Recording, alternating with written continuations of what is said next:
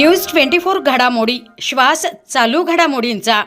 शेवगावमध्ये 4 लाखांचा सुगंधी गुटखा जप्त, 6 जणांविरुद्ध गुन्हा दाखल, 3 आरोपी ताब्यात। शेवगाव शहरातील खालची वेस येथे स्थानिक गुन्हे शाखेच्या पथकाने गुप्त माहितीच्या आधारे कारवाई करत तब्बल 4 लाख रुपयांचा प्रतिबंधित सुगंधी तंबाखू, गुटखा आणि पान मसाला जप्त केलाय। या प्रकरणात 6 आरोपींवर अन्न सुरक्षा कायद्याअंतर्गत गुन्हा दाखल करण्यात आला असून 3 जणांना ताब्यात घेण्यात आलंय।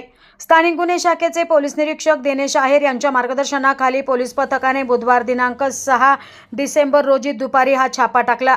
या कारवाईत बिलाल मोहम्मद तांबोळी, अरबाज मोहम्मद तांबोळी आणि अजीम फारुख तांबोळी यांच्या घरातून 1,04,420 रुपये किमतीचे 576 पॅकेट्स जप्त करण्यात आलेत।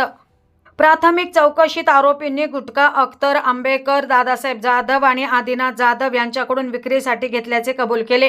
पुढील तपास सहाय्यक पोलीस निरीक्षक धरमसिंग सुंदरडे करीत आहेत। ब्युरो रिपोर्ट, न्यूज 24 घडामोडी, अहिल्यानगर।